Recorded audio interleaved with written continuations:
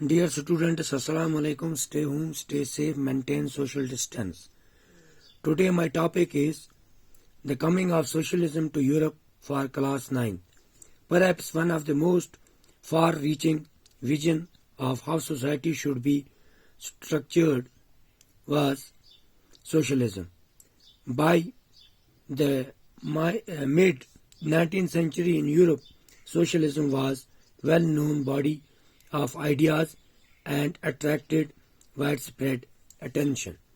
Socialism were against private property and saw it as the root of all social ills of the time. Why individuals owned the property that gave employment, but the proprietors were concerned only with personal gain and not with the welfare of those who made the property productive. So, if the society as a whole, rather than single individuals controlled property, more attention would be paid to collective social interests. Socialists wanted this change and campaigned for it. Socialists had a different visions of the future. Some believed in the idea of cooperative. Robert Owen, 1771 to 1858, leading an English manufacturer, sought would build a cooperative community called New Harmony in India, USA.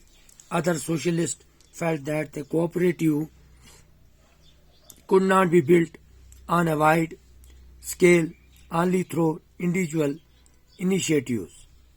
Karl Marx, 1818-1883, and Friedrich Engels, 1820-1895, added other ideas to this body arguments.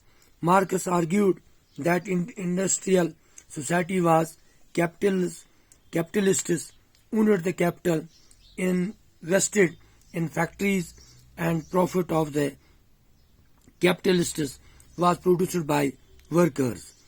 The conditions of the workers could not improve as long as this profit was accumulated by private capitalists.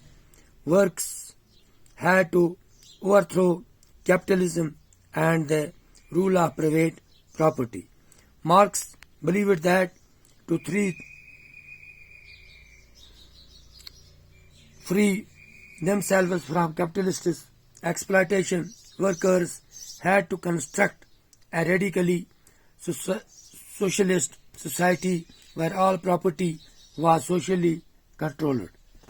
Support of socialism. By the 1870s, a socialist idea spread through Europe.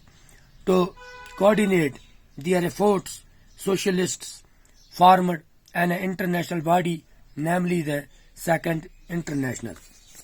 Workers in England and Germany began forming associations to fight for better living and working conditions. They set up funds to help members in times of distress and demanded a reduction of working hours and the right to vote. In Germany, these associations worked closely with Social Democratic Party and helped it in win parliamentary seats.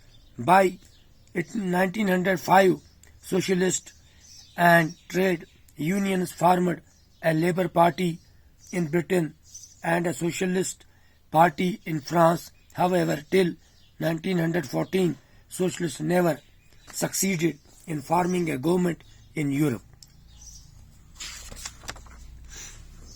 The Russian Revolution, in one of the least industrialized of European states, this situation was reversed.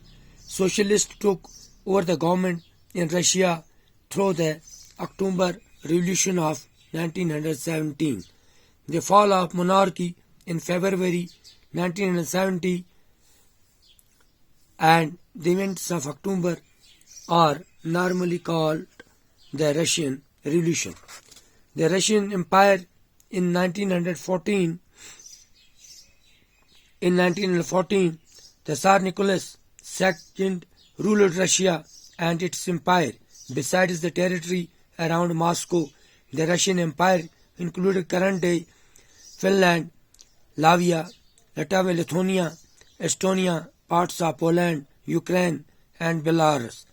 It stretches to the Pacific and comprised today's Central Asian states as well as Georgia, America, and Azerbaijan.